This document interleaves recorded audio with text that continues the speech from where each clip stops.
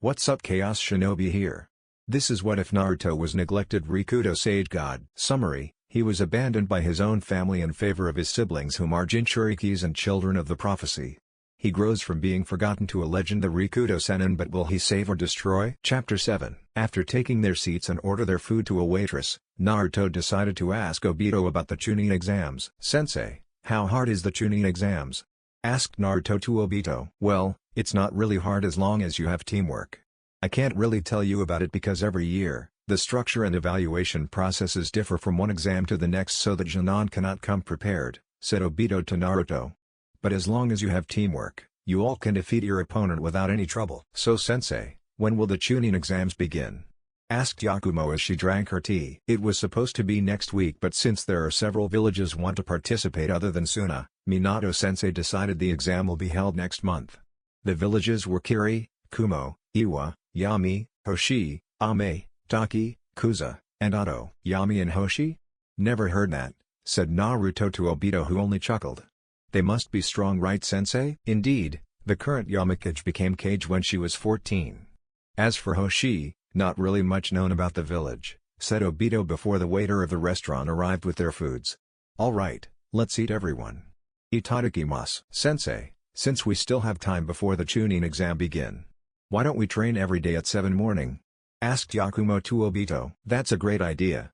Satsuki-chan." "Naruto, are you agree with Yakumo-chan's idea?" asked Obito to both Naruto and Satsuki. "Sure, we might even create some new jutsus," replied Satsuki happily. "Whatever," said Naruto without any emotion as he continued eating his food. The next morning, Naruto arrived at the training ground 12 and saw Obito, Satsuki and Yakumo waiting for him. "Good morning, everyone. From now on until a day before the Chunin exams, we will meet here at 7 to train for the next 5 hours, said Obito to everyone who nodded their head. "Today, I'm going to improve all of your skills and create a cooperation ninjutsu." "Cooperation ninjutsu? What's that, Sensei?" asked Yakumo to Obito, but Satsuki gave the answer to her. "Cooperation ninjutsu is the combination of 2 or more jutsu to create a new jutsu with a strength greater than the sum of its components. This strength can be measured in terms of the new jutsu's range or destructive power." "That's right, Satsuki, but to create a cooperation ninjutsu is extremely difficult," said Obito to the Uchiha. "Now, I want to improve each of your skills. Naruto, about that dance. Hinokami Kagura." "Ah yes, Hinokami Kagura. Do you have any different element other than fire?" Naruto shook his head. "No. But maybe you can help me with something. I didn't even use them because they reminds me of him." Obito, quite surprised to hear Naruto haven't used Sharingan, and nodded his head, while Satsuki and Yakumo looked at Naruto with a confused face. Seeing their sensei staring at Naruto with a serious face made them cast aside the thoughts of asking what is that something and who is him. "All right then. We'll meet it there at 4 p.m. and train until an hour before dinner. Try to improve your Iryo ninjutsu," said Obito to Naruto, who nodded his head and looked at the sky. "Satsuki, what about you? Have you awakened your Sharingan?" Satsuki shook her head in disappointment. "I haven't, Sensei." "Don't feel bad. You will awake your Sharingan, trust me," said Obito with a happy tone as he gave Satsuki a thumbs up that made Satsuki smiled. "Once you awake your Sharingan, I will teach you about it. As far as I know, your affinity is fire and you have a lot of Kaden jutsus, right? What about your second affinity?" "Second affinity?" Obito took out 3 pieces of chakra paper and gave to the 3 of them. Naruto channeled his chakra into the paper, which caused it to split into 5 pieces, with the strongest as fire and the weakest as earth. "Amazing. That's cool." Naruto nodded his head and explained, "I have 5 basic elements, but each of them are unique, unlike other shinobi. Even Tobirama Gigi was shocked when he saw my affinities." Satsuki then took a deep breath and channeled her chakra into the paper. It then split into 2 pieces, one became ashes while another one wrinkled. "Fire and lightning? Wow, that's cool. I'll ask Kakashi to teach you Furaten Jutsu since he owed me something, and try to learn the Eternal Flame Kenjutsu style from your mother," said Obito proudly to Satsuki. "Your turn, future Genjutsu mistress." Yakumo infused her chakra into the paper and it split into 2. One shows his water as her main affinity while another one is fire. "That's cool, Yakumo. I will teach you several Kaden jutsu, but if you wish to learn more powerful type, Naruto can help you." "Right," said Naruto, which made Yakumo surprised. "Yakumo, try to learn several poison-type jutsu from Shizune." "Very well then, let's begin with our first cooperation ninjutsu, the Tennokane, Flame Emperor," said Obito to his excited Jonan. Several hours later, Satsuki, Yakumo. "Get ready," said Naruto to his teammates who nodded their head. Now, Naruto ran towards Obito and delivered several punches and kicks with the final one sent him to the air. Satsuki then dashed towards her sensei and performed a somersault that resulted her heel to connect to Obito's forehead, sending him to the ground. Yakumo then appeared behind Obito and delivered a powerful punch to the Uchiha's abdomen before flipped away. Let's do it. Satsuki. Yakumo. Kaden, Gokameki Yaku. Kaden, Gokakyu no Jutsu. Kaden, Karyuenden. Obito watched in horror as the blazing sea of flames engulfed him completely before he could do anything. Good job. That attack is seriously powerful, said Obito, who came out from the trees after watching his team defeated his clone with their first cooperation in jutsu. And also can kill a Jonin if they are serious. Obito then stared at the condition of his Jonin. Naruto didn't show any sign of tired. Satsuki is panting heavily and fell to her knees, and Yakumo is struggling to stand up properly and catching her breath. Huff, huff. Why you didn't show any sign of tired? Asked Satsuki to Naruto. I'm an Uzumaki and also I've been increasing my stamina for many years, said Naruto without any emotion before he stared at Obito's scarred face. Anyway, can you tell us how you received those scars? Ah, these scars, eh? Obito touched the right side of his face and took his flak jacket in his shirt to reveal his muscular body with scars for the entire right side. Mysteriously, there are some area of his right side body have a white color. Sitting down to face his Jonin, Obito then said, "It was many years ago. I was placed on a team with Kakashi and Rin under the leadership of Yondaime Hokage. During the Third Shinobi World War, our team was tasked to destroy the Kanabi Bridge because it was a vital pathway to Iwagakura's line of supply. Minato-sensei was soon called to the front lines, leaving Kakashi, who was promoted to Jonin, to lead the team. Then, Rin was captured by two Iwanin. Kakashi elected to abandon Rin to continue the mission while I refused to abandon my comrade. So we both split up, but not before telling him that those who break the rules are trash, but those who abandon their comrades are worse than trash. After that, I located a cave that those Iwanin were using as a hideout. Before I could rescue Rin, one of them managed to sneak behind me and was about to kill me, but Kakashi arrived just in time and protected me at the cost of his left eye. I then awakened my Sharingan and killed the enemy. Both of us then went to the cave and rescued Rin by the Iwanin that captured Rin, used a jutsu that caused the cave to collapse around us. We then ran for the exit, but Kakashi was struck in his blind spot and fell. So, I grabbed Kakashi and threw him away before trapped by a falling boulder. Then how do you escape, sensei? Asked Satsuki to Obito. Well, after giving my Sharingan to Kakashi as a gift for becoming a Jonin, I thought I was going to die when Iwa reinforcements arrived and further compressed the ruble, but when I woke up, I met someone who everyone thought him to be dead. Uchiha Madara, whispered Naruto, which made Satsuki and Yakumo stared at him while Obito nodded his head. How is he still alive is completely strange to me, but he is the one who found my body and fixed what he could. I spent several months at there until one day, Madara's minion told me Rin and Kakashi were about to kill by Karagakure shinobi. I quickly rushed to the location and horrified when I saw Kakashi plunging his Chidori through Rin's heart. Her death caused my Sharingan and Kakashi's Sharingan to evolve to Manji Echo Sharingan, which resulted Kakashi to pass out while I brutally slaughtering the mist shinobi. I hugged Rin's corpse and went back to Madara. He then explained the Eye of the Moon plan, which I can't explain to the three of you because it is SS rank secret, but what I can tell all of you is that it is a beautiful lie, said Obito to his Jonin. After that, Madara imparted all of his knowledge and plans to me, entrusting me with his possessions and manifested his own will to act as a guide. Days later, I met Uchiha Izumi, who offered to help me because she wanted to do the same thing since she's the granddaughter of Madara. The three of us traveled across the world while concealing our identities. One day, I went to Imigakure and met 4 orphans, with one of them reminded me Rin. They told me about their life, their parents that were killed by rogue shinobi, and their hope to create a better world for everyone where there is no more bloodshed and violence. The orphan that reminded me Rin told me to never give up on my dream and accept the painful truths of reality while keep moving forward as there. I then realized that I've been making Rin sad for what I have done, and I immediately rushed to Konoha, but Izumi found out about that and we fought. She nearly killed me and tried to wipe my memory with a seal that Madara placed inside my heart when he rescued me, but luckily at that time, Jiraiya, who was on his way back to Konoha after traveling across the world, saw Izumi and rescued me. Then, Tsunade treated and checked my whole body while Jiraiya, Orochimaru and Minato-sensei removed the rest of seals that Madara had placed inside me, and the rest is history. When Obito finished his story, he giggled at the sight of his Jonin, a sad yet angry Naruto, a crying Satsuki and a sobbing Yakumo. But sensei, I've never seen you before. Where are you? Asked Naruto to the elder Uchiha. Oh, I became a Nanbu and worked as a liaison between Konoha and Yami to build up trust before we made an alliance with them because Minato-sensei believed that Suna want to end our alliance for unknown reasons. Replied Obito to Naruto. Sensei, can you tell us about Yami? Asked Satsuki to the Uchiha. It's a really good village led by their Yamikage. Did you know, their Yamikage became a Kage when she was 15 years old and that was 5 years ago. And also, she was very kind even though she rarely show her emotion and kind enough sadistic and merciless. How strong is she? Asked Yakumo as she raised her hand. She's really powerful.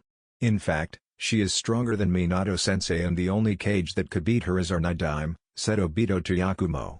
She has a dojutsu that allow her to see future, Kamigen, God Eye. She also mastered 5 basic elements and has a Kekai Genkai, Koton, Steel Style. Well enough for that, let's perfecting the Tenno-Kane, Flame Emperor, so that the result will be far more destructive than that. Obito pointed his finger at the massive crater that is boiling magma which made his 3 Genin chuckled. Time skip, a day before Chunin exams. Location, Training Ground 12. You gotta be more faster Naruto. Obito effortlessly avoiding Naruto's punches and kicks before struck Tobirama's apprentice in the stomach with his knee. Obito then punched him onto the ground and kicked him away as Satsuki and Yakumo arrived at the scene with Obito's clone. Holy shit, Naruto looks terrible, said Yakumo to Satsuki. Yeah, and on top of that, Obito-sensei looks like beating him instead of teaching him, said Satsuki as she watched Obito brutally beating Naruto who couldn't protect himself. Come on Naruto. How are you going to prove to everyone that you're not what they think of you? Screamed Obito in frustration as he picked up Naruto by his hair and threw him to the nearby tree. Katen, Bakufu Rambu. Obito expelled a blazing spiral at Naruto but he accidentally poured too much of chakra which could kill Naruto. As the flaming vortex getting closer, Naruto's Sharingan became Manji Echo Sharingan and immediately swapped place with Obito's clone, saving himself from the powerful technique. His Manji Echo Sharingan allows him to swap places with him? That's amazing. Thought Obito before he appeared beside Naruto and caught the exhausted Genin before he could fall. Looks like we did it sensei. My right eye allows me to shift myself between spaces, said Naruto as he panting heavily. Amino Tajikara. Nice name for a powerful space-time ninjutsu, said Obito happily to Naruto. Naruto only chuckled and gazed at Obito with a smirk and allowed Satsuki and Yakumo to look at his Manji Echo Sharingan that took the form of 4-point pinwheel, much to their shock. He then immediately passed out before Satsuki could ask him about his Sharingan. Location, Tobirama's house. Tobirama came out from Naruto's room and went to the living room.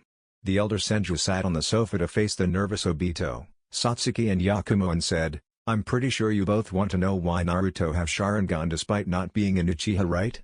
Satsuki and Yakumo nodded their head before glared at Obito. Do not blame your sensei. Shisui and I requested Obito to keep it secret from anyone. But why? Asked Satsuki with a sad tone. Why will he keep it secret? Because child, he doesn't trust anyone other than Shisui, Obito and I about his eyes. Why? One of his eyes was given to Shisui on his birthday as a replacement. Replacement? Hokage-sama, you mean he lost his eye before? Asked Yakumo, which she received a nod from Tobirama. How? He was on his way to Minato's house and suddenly a drunk Chunin attacked him, destroying his right eye with a kunai. Luckily, I followed him from behind to ensure something bad won't happen to him, said Tobirama with a hint of anger tone as he clenched his fist. He then casted a genjutsu to hide his eye from everyone. Nidaime-sama, it still doesn't explain why he has another Sharingan, said Satsuki to Tobirama. This time, Obito replied her question, what we are going to tell you is ISS rank secret and you know what will happen if you spill it outright. They nodded their head furiously at Obito. Before Shisui died, he found out Namikaze clan is the cousin to Uchiha clan. How he found out is still a mystery to us, but according to the letter that he sent to me, the chance for a Namikaze to awaken their Sharingan is extremely low. Naruto is possibly the only Namikaze who awakened the Sharingan. Yes, your sensei is right. I remembered the rumor of an Uchiha married to a Namikaze, resulting the entire Uchiha clan to furious and disown the Uchiha. It is truly a full decision, said Tobirama to everyone. A full decision? Tobirama-sama, is it related to Naruto's phantom weapons? I suspected he is related to Kagami Mizuki somehow, or he might be the heir of Lucas Kylum, said Obito to Tobirama, which made the retired Kage to place a soundproof seal. Indeed, you are right, but I am not sure about he is related to Yamikage.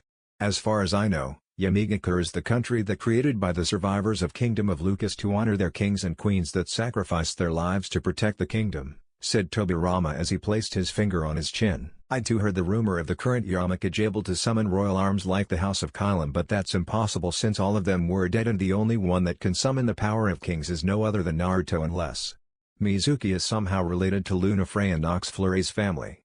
She too capable of summoning her clan version of royal arms. Obito, how did you know Naruto is the heir of Lucas Kylum?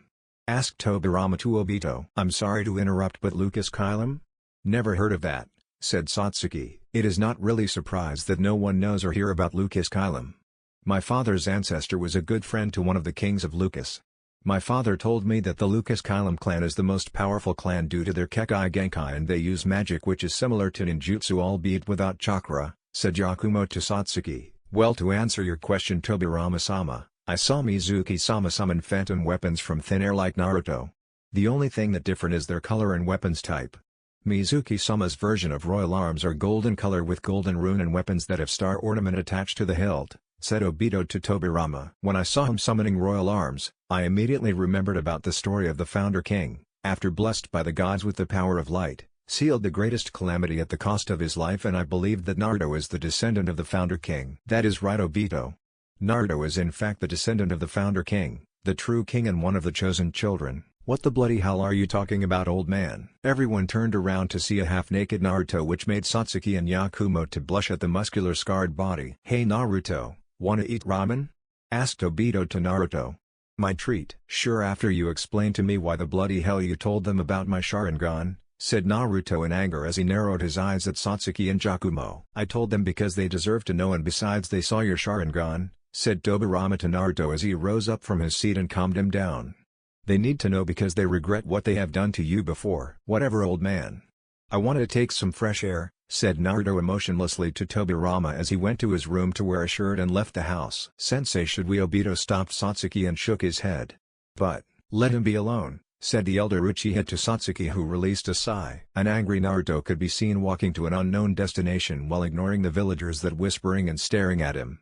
The apprentice of Nidaima unable to believe that Tobirama told Satsuki and Yakumo about his secrets. They shunned me, hate me, called me dead last and willing to ditch me to pass the bell test, and now they expect me to forgive them for what they did to me before? Thought Naruto angrily as he clenched his fist tightly. Suddenly, he smelled something that he hasn't eaten for a long time. Maybe having bowls of ramen will calm me down. Entering the Ichiraku Ramen, Naruto took the nearby seat and smiled when Tucci saw his favorite customer came to his shop. Hey old man. Naruto. It's been a while since you came here to eat my delicious ramen, said Tucci happily to the blonde that chuckled at him. Yeah. I want the usual ramen, said Naruto to Tucci before receiving a nod from the old man and watched the owner disappear into the kitchen. 5 minutes later, Tucci came back with a bowl of miso ramen. Thanks a lot, and this time I'm going to pay. Ha ha ha. I was about to say I'm going to treat you. Anyway, how's your first mission? Asked Tucci to Naruto as he grabbed a chair and sat in front of him, watching Naruto eat the ramen slowly. Not bad. Had to save a princess who became daimyo. An A-rank mission if you ask me. Before my team could return to Konoha, Minato asked my team to support Kushina's team because they engaged Zabuza and his allies. Another A-rank mission for me, said Naruto to Tucci before he continued eating his ramen.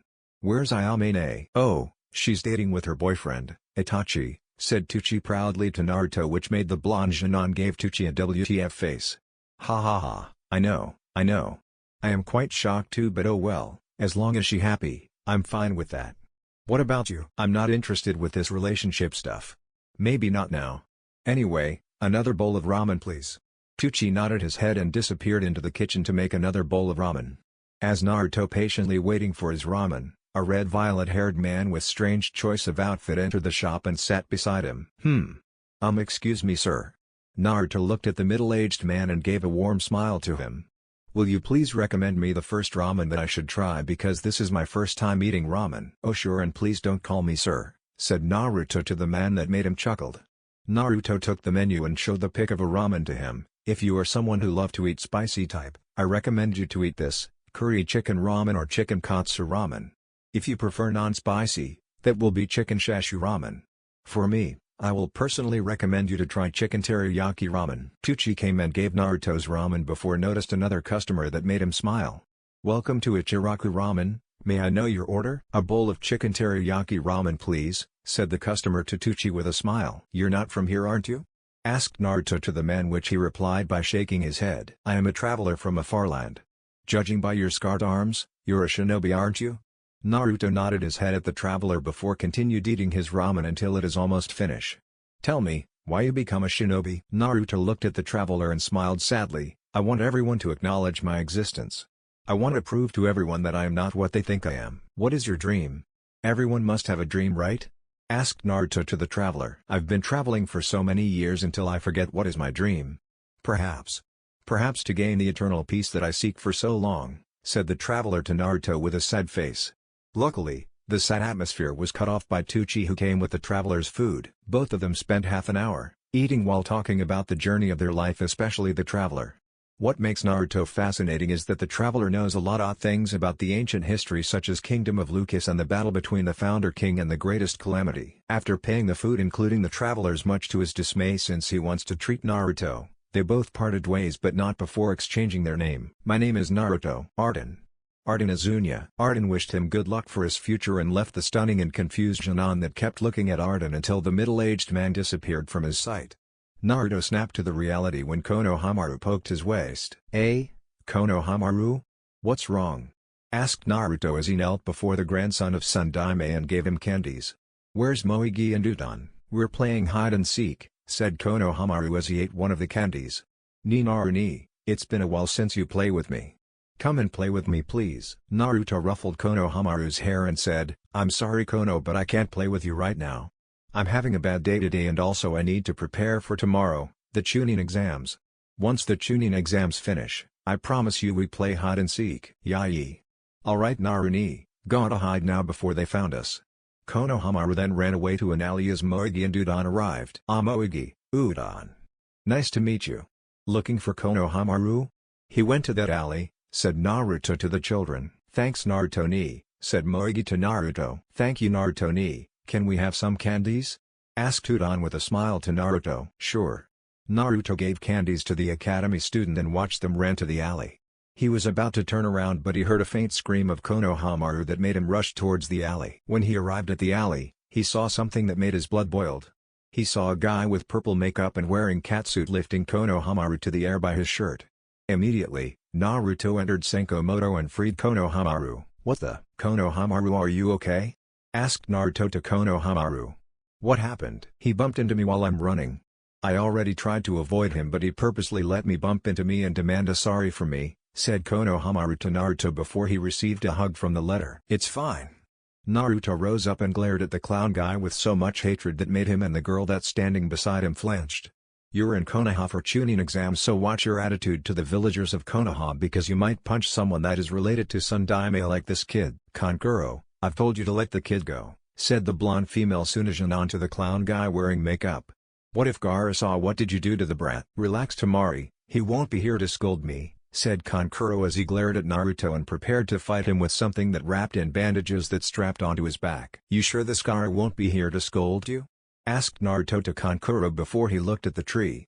Come out, there's no need for you to hide from me. Immediately, a red-haired Jinan with tattoo on his forehead appeared before Naruto. Much to Kankuro's horror. Kankuro, you disgrace me, said Gaara coldly to Kankuro. The tone that he used to Kankuro made him afraid and looked at the ground. I'm sorry for that. My name is Gaara and we are here to participate Chunin exams. What's your name? Naruto. Gaara gave Naruto a sadistic smile and said, Naruto. Mother is going to enjoy drinking your blood. Tamari, Kankuro, let's go to our hotel to get some rest. Naruto watched the three of them went to the hotel and decided to pay a visit to Shisui's grave, unaware the two-person are looking at him from a far distance. So that's the true king, huh? Asked a tall woman with long soft black hair, dark eyes with a mole under her left eye and dark red lips to Arden. Indeed. He may be physically weak, but his willpower is really powerful. Reminds me of Somnus and Yoraichi, said Arden to the mysterious woman in dark cloak. What are you going to do, Izumi? What I've told Shisui before. Izumi's onyx eyes became a pair of mangy echo Sharingan that took the form of curved three snowflakes. Burned Konoha to the ashes. Outside of the Chunin exams building. This is it. This is the day that Team 12 have been waiting for. The day where they're going to prove how powerful they are, especially Naruto. This is also the day where they might be promoted into a Chunin. Currently, Team 12 are witnessing a Jinan with two Chinese-style buns on her head with short fringe bangs framing her face screaming at two Chunin that blocking the room. They also saw Team 7 and Team 11 arguing with the two Chunin. Satsuki facepalm at the number of the room which is fake while Yakumo giggled at the two Chunin as she knew they are in fact Kotetsu and Izumo. A simple trick that made a team fell for it. What a fool, said Naruto before he went to the upstairs, but suddenly the disguised Kotetsu charged towards Naruto and delivered a kick that he blocked without looking at it, shocking everyone completely. Kotetsu-san. Looks like we have interesting candidates this year, eh? Said Kotetsu before he dropped his disguise, which Izumo did the same thing. That's right Kotetsu, and you're planning to become a Chunin, Naruto? Asked Izumo to Naruto. Yeah, because I'm not going to be the village gate guard for the rest of my life like both of you two, said Naruto before he went to the real room with his team, leaving both Kotetsu and Izumo hugging each other while crying anime. When Naruto entered the room, he and his team were greeted with a combination of killer intent from every Jinan that came from different countries. Satsuki and Yakumo were terrified with the killer intent and grabbed Naruto's arms, much to his dismay. He replied back with his own killer intent that made them all tremble before he took his seat. Soon, Team 10 entered the room and chatting with each others. Satsuki and Yakumo were discussing with Ino about the exam and the opponents that they are going to face, while Naruto, Shikamaru and Choji agreed that the exam is troublesome. 5 minutes later Team 7,8 and Team 11 entered the room and saw both teams were talking to each other. So the whole gang is here, eh? Asked Kiba to everyone with Akamaru barked at the whole gang. Menma, Sasuke, already prepare to get your ass kicked by me? PFFT, in your dreams Kiba. Replied Menma as he rolled his eyes at Kiba. I've been waiting for this moment, you know. I will defeat you Kiba by becoming the Chunin. Oh, I don't think so Menma. It will be me who become the Chunin. I will show both of you the power of an elite, said Sasuke as he revealed his Sharingan that made Satsuki chuckled. Are you sure about that, Dickless? Asked Sai that made Sasuke growled and glared at him. Those pink eyes are cute, you know? Can I have one? As for the girls, they were discussing about their male teammates and their first C-rank missions. Our first C-rank mission became an A-rank after we found out that our client is the daughter of a late daimyo, said Satsuki to Mito, Natsumi, Hinata, Sakura, and Ino. Yeah, and we literally saved a princess from a tyrant like the fairy tale.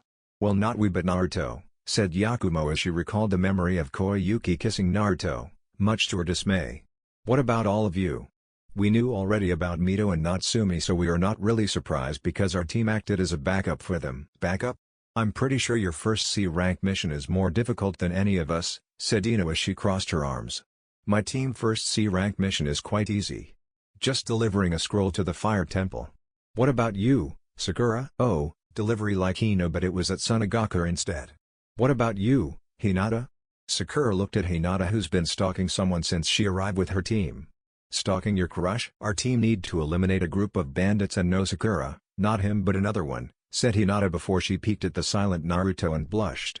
She stopped having a massive crush at Menma for unknown reasons and began to interest with Naruto, who once saved him and Satsuki, which the Uchiha didn't remember, unlike Hinata, from Akumonin when they were 5. Her once shy attitude had completely changed to a cold-heart person. For Naruto, he was having a great time discussing with Shikamaru, Shino and Choji about the exam and their future opponents until an Iwanin slammed her fist to Naruto's table, drawing everyone's attention. She has short black hair and dark eyes.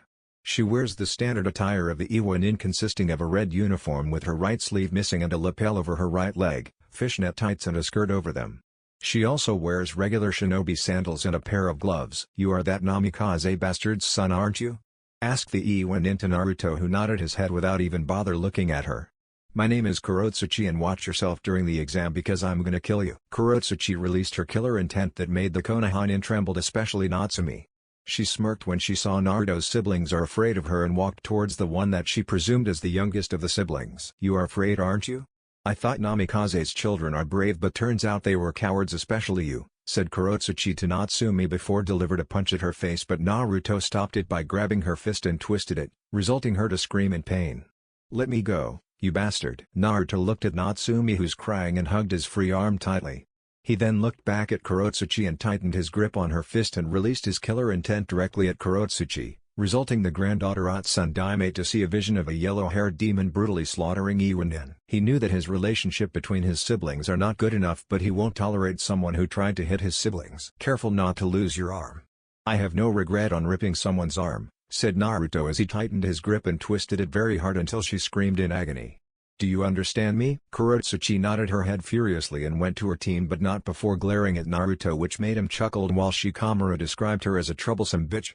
Suddenly, someone came to them and said, "You are too loud. You should watch your behavior because people will try to kill you due to your behavior." They turned around and saw a man with onyx eyes and ash-gray hair that he tied into a short ponytail. He wears a dark purple shirt with a high collar, a white undershirt, and dark purple pants with a white cloth waistband. He also wears a pair of black-rimmed circular glasses, a dark purple shirt with a high collar, a white undershirt, dark purple pants with a white cloth waistband and konoha around his head. "Hey, my name is Yakushi Kabuto. I can give you several tips for the Chunin exam since this is my 7th time of participating it." Kiba laughed and arrogantly said, "Wow, you must be sucks." He nodded and elbowed his waist very hard and glared at him. Sorry Hinata." "Oh no, the exams are difficult," said Kabuto before he revealed blank cards to Rookie 15. "These cards contains the information of your future opponents, but I can give you the list of the Jonin that are really powerful and might be promoted into Chunin. Wanna hear about it?" The Rookie 15 nodded their heads and watched Kabuto channel his chakra into 11 blank cards. The first card revealed the name of Gaara. Then, Rock Lee followed by Kurotsuchi, Hyuga Neji, Niyugi Ito, Han, Yuki Haku, Kusanagi Zangetsu, Hirai Ryujin, Kagami Mirai and Namikaze Uzumaki Naruto, Gaara of the Sand and Sun to the Yondaime Kaze Kage, Raza. He able to manipulate sand and hid nature transformations are Doton, Raiten, and Futon, said Kabuto to everyone, unaware that Naruto narrowed his eyes at the Jonin with malicious aura. Oh, and also he completed all his missions without a single scratch. Not even a Chunin could do that. After that we have Rock Lee or the Konoha's beautiful green wild beast. He unable to use ninjutsu or genjutsu due to a mysterious genetic disorder, but thanks to Might Guy of Konoha's sublime green beast of prey, Lee became a taijutsu master. Next, Kurotsuchi, the granddaughter of Sun Daimate Tsuchikage. She is capable of using Doton, Katon, and Suten. Oh, she also can use Yoton and extremely powerful at taijutsu. Hyuga Neji, a genius with 2 deadly abilities that no one has, Byakugan and Gentle Fist. With his Byakugan, Neji can see chakra pathway systems and the 361 Tenketsu. Niyugi Ito, the adoptive daughter of Yondaime Raikage, and famously known as Hellcat by Kumo. She capable of using an advanced type of Katon that is twice hotter than a normal version and far more destructive, as well as Blue Han, the steam warrior of Iwagakure. He can use Katon, Suten and Futon as well as enhance his attack with his Futon. Not much known about him other than he is Sun Daimate Tsuchikage's bodyguard even though he is 16. Yuki Haku, the adoptive daughter of Momochi Zabuza, the last Yuki and the apprentice to the new god Mizukage. She can use Suten, Futon and Hyoton as well as good at creating poisonous gas. It appears that she once fought against Naruto here. Everyone except Team 12 gasped while Naruto clenched his fist tightly and looked at Shikamaru and Shino with serious eyes that made them flinch and nodded their heads. Agatsuma Zangetsu from Hoshigakure and known as the Lightning Demon. He is a Kenjutsu master and use one of the ancient Kenjutsu style, Breath of the Thunder style. He can use Raiten, Suten, and Ranten.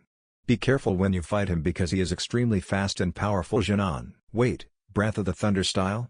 Naruto immediately recalled the memory of Urayachi teaching his students the breath of the sun, but since they were not as powerful as him, Urayachi taught them an alternate breath styles that evolved into flames, thunder, love, flower, mist, wind, water, insect, serpent, and moon. Maybe this Zangetsu guy can help Naruto to learn more about Hinokami Kagura since it is extremely similar to Breath of the Sun. Hirai Ryujin of the Water Mistress from Hoshigakure too. She is the heiress to Hirai clan and master Kenjutsu, Ninjutsu, and Taijutsu. It appears that she mastered all 5 basic elements and have 2 sub-elements, Futon and Ranten. She also used one of the ancient Kenjutsu style, Breath of the Water. Kagami Mirai, the moon warrior and younger sister to Yondaime Yamakage, Kagami Mizuki. Like Zangetsu and Ryujin, she used another ancient Kenjutsu style, Breath of the Moon and Breath of the Wind. She can use Suten, Katon, Doton and her clan Kekai Genkai, Maten. Lastly, Namikaze Uzumaki Naruto, the eldest child of Yondaime Hokage and red-hot-blooded habanero and apprentice of Nidaime Hokage, Senju Tobirama. He is a deadly swordsman due to the blue flash style and can use 5 basic elements. Naruto also fought against Zabuza and survived and freed Land of Snow and Land of Wave, as well as known by these 2 countries as the Great Hero. Feeling uncomfortable with everyone looking at him with different reactions, Naruto cleared his throat and asked, Kabuto-san, can you tell me about Autonin? Kabuto surprised at Naruto's question and laughed before replied, Autonin are weakest nin in the Chunin exams. So you don't need to worry about them. I'm pretty sure you can kick their asses in a second like your father. Yeah, you're right. They are pathetic? Ah yes, pathetic. Immediately, an Autonin that resembles a mummy charged at Naruto and delivered a roundhouse kick that Naruto ducked to avoid it. He then performed Sennin Goroshi, causing the Autonin comically leapt into the air while everyone laughed at it. Alright maggots. Sit down. Everyone sat down at different place and watched the proctor of the first phase of the exam glaring at them hardly while releasing his killer intent. My name is Morino Ibiki and I am your proctor for the first phase of Chunin exams. Welcome to hell, said Ibiki as he slammed his fist to the table. For the first phase of the exam, you need to answer 10 questions within an hour while my assistant's observing all of you.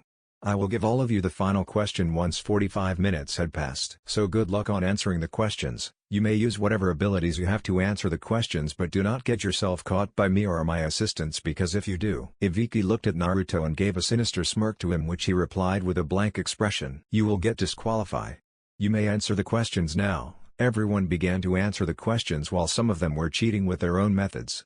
Naruto however decided not to answer a single question on the paper and looked at Ibiki who's glaring at him.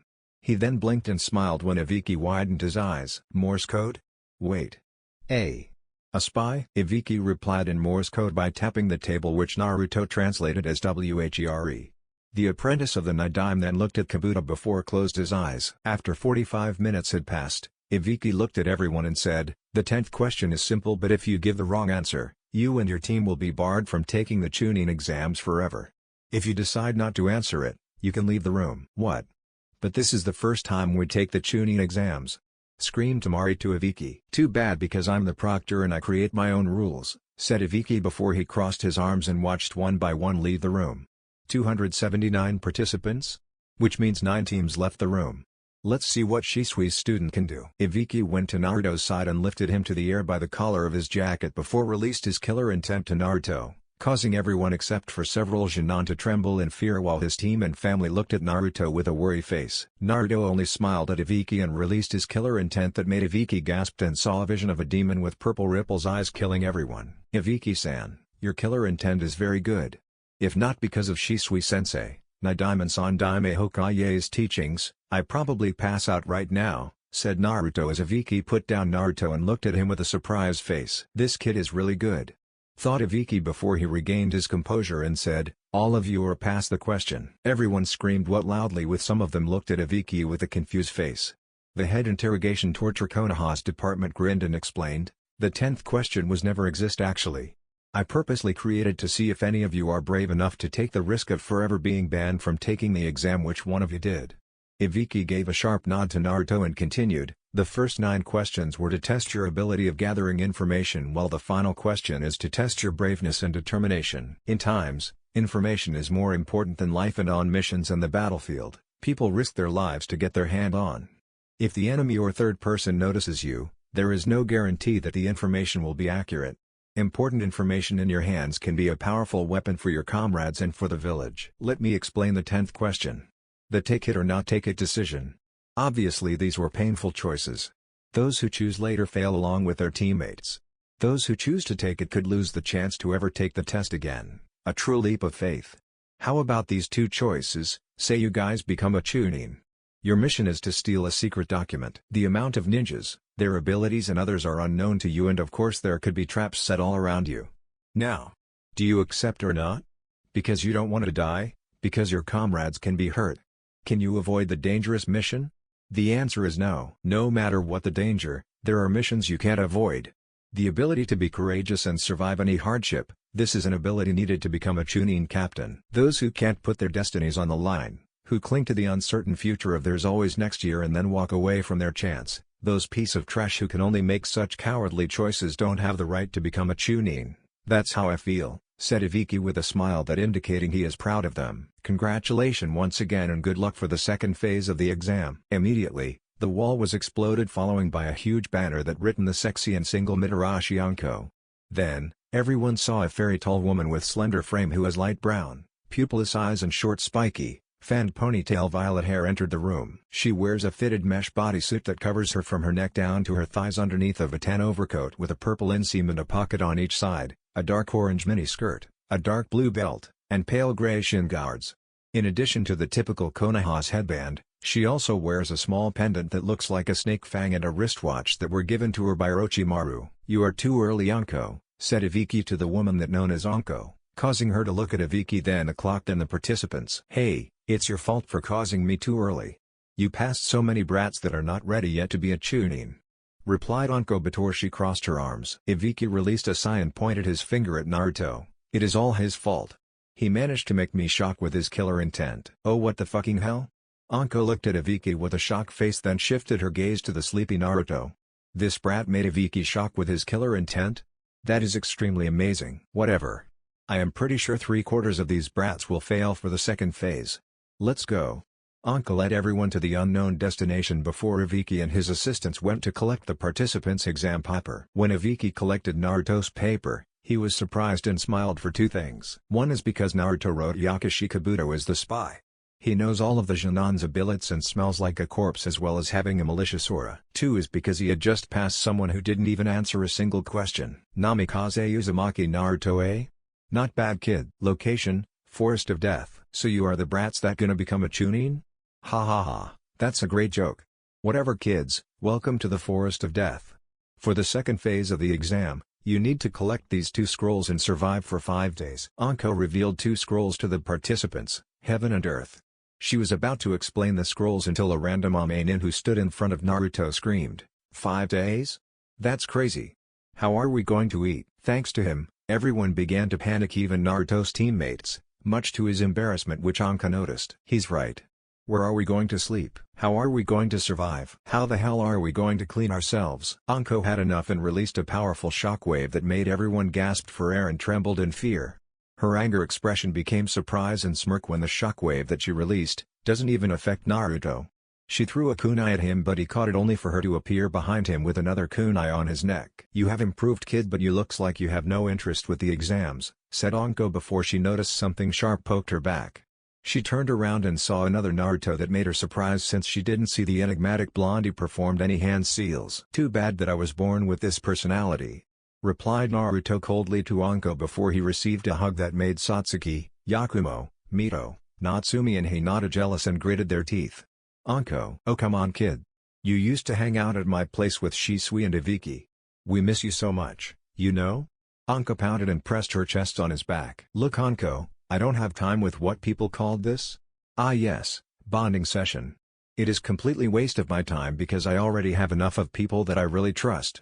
So, if you will be kind enough, please proceed to explain about the second phase of the exam," said Naruto calmly without any anger tone as he crossed his arms and dispelled his clone. Anko released a sigh as she couldn't believe the once sweet, kind and lovely boy became this cold and emotionless teenager. Damn that Izumi for taking Shisui away from him. She shushed back to her spot and raised the Heaven and Earth scrolls and said, "As I said earlier, you need to collect these scrolls and survive for 5 days. If you get the Heaven, you need to collect the opposite, and if you get the Earth, you need to collect the opposite. Get it? Good." After having these scrolls, survive for 5 days before head towards the tower located at the center of the forest, said Anko as his assistants gave random scrolls and a letter to the participants. "And if any of you try to open the scrolls once you get it before reaching to the tower after 5 days, your team will be disqualified immediately. Sign those papers because Konoha won't be responsible for your death." After signing the letter and gave to the assistant, Naruto received Heaven's scroll which he gave to Yakumo. "Protect this scroll with your own life. I trust you, since if anything happens, you can run away by casting genjutsu on yourself," said Naruto without any emotion to the Jonin. He then continued, "I will guard you both, Yakumo behind me, and prepare to cast genjutsu to the enemies, and Satsuki will scout using Sharingan. Get it?" They nodded their head and watched. Naruto looked at the sky with a sad face. "And Naruto, we've been wondering if you..." Yakumo looked at Satsuki and said, "If you forgive us for what we did to you." Naruto closed his eyes and looked at Satsuki and Yakumo emotionless, making them to flinch and look down, trying their best not to cry. "I am here with both of you to complete the Chunin exams, not to fix our relationship, which I believe there's no point to fix it. As I told to Anko earlier, I am here to become a Chunin. Not to waste my precious time with a bonding session. This time Satsuki replied with anger as she clenched her fist tightly and revealed her Sharingan. Why can't you forgive us? Why you were so close with Shikamaru, Shino and Choji but not us? We are your teammates for fuck's sake. Naruto, the past is past. You should move on and forgive us for what everyone did to you. Forgive? Past is past? After what they did to him, after what they called him, they think Naruto will easily forgive them? He clenched his fist tightly as he desperately calming himself down before slap them. If you want to know so badly Uchiha and Kurama. I made my choice because it is my right and a right thing to do. I won't forget what everyone did to me years ago and won't bother to forgive those bastards. I already have enough friends or precious people, I don't need to add more because I know they will betray me one day. You want to know the truth, Satsuki, Yakumo? You both are scums and will always be scums because you abandon your comrade and willingly to ditch your comrade to gain something. In my eyes, you both are scums and don't even bother to say sorry to me because I won't forgive you both. So, do me a favor, focus on the exams instead of fixing the thing that can't be fixed anymore. Naruto's words with hateful glares caused Satsuki and Yakumo to cry, accepting the fact that Naruto won't forgive them. They quickly wiped away their tears when Naruto followed the assistant that gave him the scroll and led her to one of the gates. Once Anko screamed begin, the gates to enter the Forest of Death were opened. Immediately every teams rushed inside. Hokage's office. You said that my son told you there is a spy? Yes Hokage-sama, he used Morse code to inform me. And he wrote the spy's name on his test paper, Yakashi Kabuto. Minato widened his eyes and immediately looked at Orochimaru who scowled as he recalled the memory of Kabuto tried to kill him with the help of his own comrade, Hiruko. I knew it. Hiruko must be planning on destroying Konoha.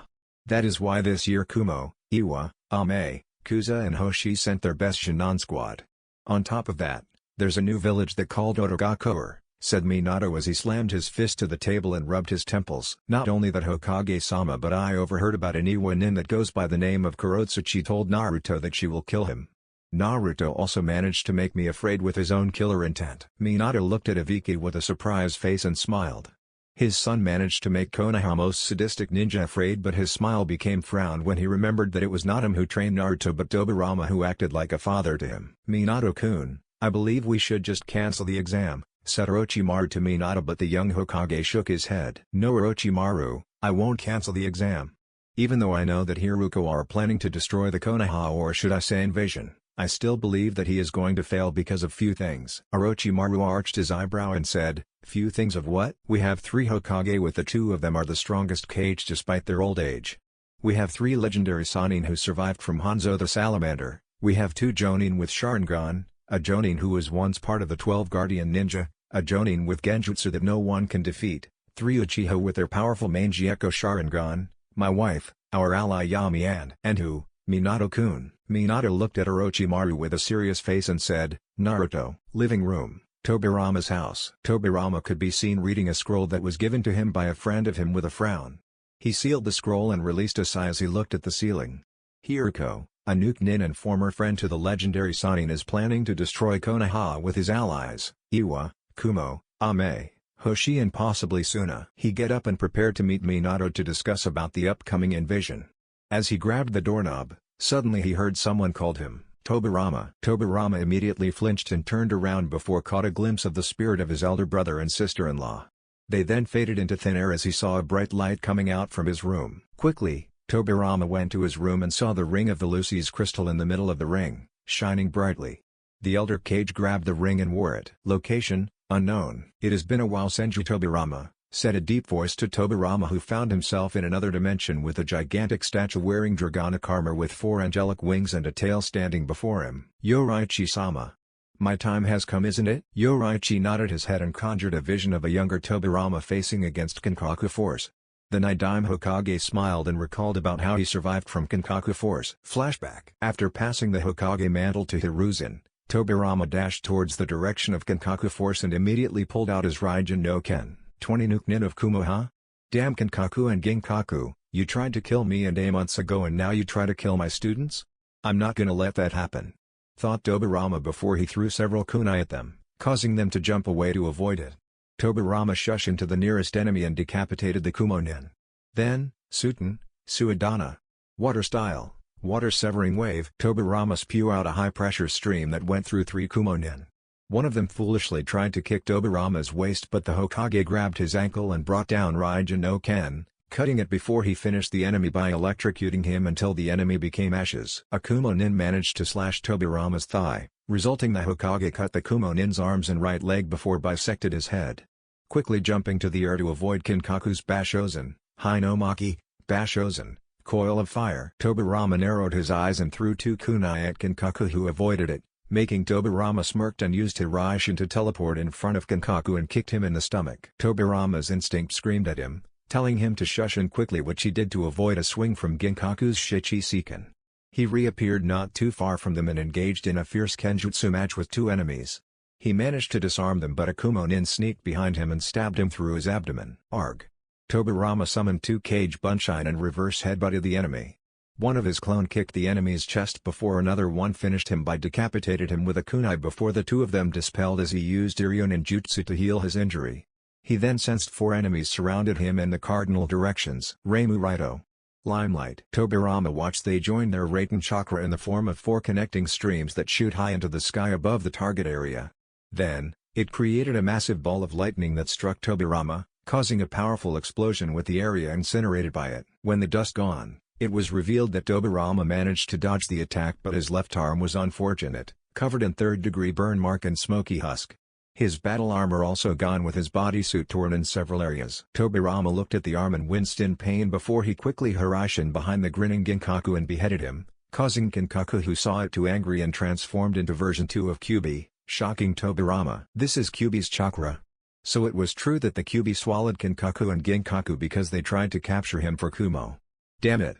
If only I accept Midoni's offer about Fuinjutsu technique. Tobirama watched Kinkaku berserkly charged at the Hokage and slammed down his tails but missed. The injured Hokage performed Suten, Suryuden no Jutsu, Water Style, Water Dragon Bullet Jutsu, at Kinkaku, but the pseudo Jinchuriki avoided it and disappeared from his sight.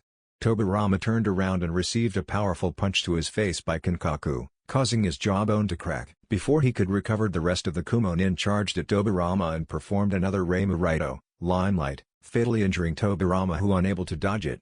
The dying Tobirama saw Kinkaku rushed at him and quickly used the rest of his chakra to avoid Kinkaku's tails by Hiraishin to one of the enemies and stabbed him in his throat. But Tobirama received a powerful kick to his knee, chest and left arm from the rest of the enemies except Kinkaku. Kinkaku then grabbed Tobirama with his large hand and destroyed all his bones by squeezing Tobirama before repeatedly slamming him down, and used one of the tail to stab Tobirama. He then lifted the dying Kage and threw him away before berserkly attacked his own comrades. The dying Tobirama looked at the sky and smiled sadly as his time has come, but then, he heard a voice that he never thought he will heard again. His elder brother's voice. Tobirama. Have you forget my last wish to you? Then, another voice that made him stiffened. Protect Luna and my family for me, my old friend. Tobirama took out the ring of the Lucy from his pocket and wore it, causing his body to surround by bluish-purple flame that healed all his wounds immediately. He got up and looked at his hands as he heard Hashirama's voice encouraged him. You can do it, brother, because I trust in you. Don't know what kind of trick you're using, but you're not gonna live to see the next day, said Kinkaku as he charged at Tobirama, but the latter disappeared in sparks of blue, violet and white.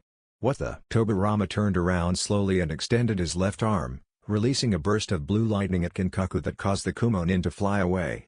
He then took out 2 kunai from his pouch and covered it with ice and threw it at Kinkaku, who dodged it. The Hokage then reappeared at one of the kunai and cut 3 of 7 Kinkaku's tail with one of the kunai. In anger, Kinkaku tried to kill Tobirama by slamming his enlarged hand, but Tobirama used Protect and launched a powerful Thundaga at Kinkaku. Tobirama then jumped and struck Kinkaku's face with his knee before delivered a roundhouse kick to the Kumo-nin's neck, but Kinkaku grabbed his ankle and tried to crush but failed due to Tobirama disappeared and reappeared behind and punched Kinkaku's back. He shushed in front of Kinkaku and latched his hand onto the Kumo-nin before ripped out his head with the spine. Tobirama turned around and found himself in a dimension with someone that he didn't recognize. You use the ring and the price is your blood, but you are attached to the wishes that made by your brother in Noctis, said the person to Tobirama. How did you? It doesn't matter how did I knew whether from who I know about it. All that matters is your life, said the mysterious person with strange flame mark on his face. Can I live a bit longer to meet the chosen king? Asked Tobirama to the person, who replied by showing 2 orbs. The right orb is made from a pure and warm chakra with blue particles swirling around it. The left orb is made from a sinister and dark chakra with red particles raining upward. I can delay your death since my descendant wished you to save his family, but you gotta choose which decision that will decide how long will you live, said the mysterious person to Tobirama. You choose the right orb, you will live to meet the chosen child who will born without love of his family and people, and you will die peacefully, protecting him. He will save the world from the destruction at the cost of his life. What about the left orb? The left orb will lead you to another chosen child who will destroy the world like the greatest calamity and born with hatred and anger, but she can be changed into a better person. You will find a woman that you will love and will have a happy family if you accept the left orb, but you will die painfully and live for a short period of time. How long? The mysterious man interrupted Tobirama by telling him, I can't tell you, but it depends on your decision to meet which chosen child that might change the world. One of them could be the final king or the Chaos Queen. Very well then, I will choose the right orb. The person smiled and said, the contract has forged. Your death will be delayed until the day where the chosen child revealed the sign of him accepting his status as one of the chosen children. Farewell mortal, and may we meet again on the other side. Flashback end. The time has almost come for you to pay what you must pay decades ago, said Yoriichi to Tobirama, who looked at him with a sad smile. I know, but I fear that if I die, he will become the very thing that he swore to defeat, replied Tobirama to Yoriichi. Yes, I fear the same thing too, because I have stopped seeing into the future, but with your death, it will strive him into someone who will be a powerful warrior like you, said Yoriichi as his body surrounded in blue aura before he revealed his human form. Will he find the person that loves him sincerely one day? Tobirama's question made Yoriichi smiled and remembered his wife immediately. The founder king gave Tobirama a smile and said, he will find someone who loves him sincerely because of their similar childhood. Fear not, Tobirama. Time skip. 3 days later. Team 12 could be seen jumping from one branch to another branch, searching for another team to steal their scroll. They have met 2 teams from Ame and a team from Kuza and defeated them, gaining 2 Heaven Scrolls and an Earth Scroll in the process. Thanks to Naruto's suggestion, they decided to eliminate several teams by taking as much as scroll that they could. 2 days left and they could finish the second phase of the exam and proceed to the next phase. Their thoughts were broken when Naruto signaled them enemy up ahead. Wait, an enemy? Yakumo, Satsuki, scatter now, ordered Naruto before he and his teammates disappeared via Shushin to avoid a powerful giant blazing orb that will burn them to ashes if they hit by it.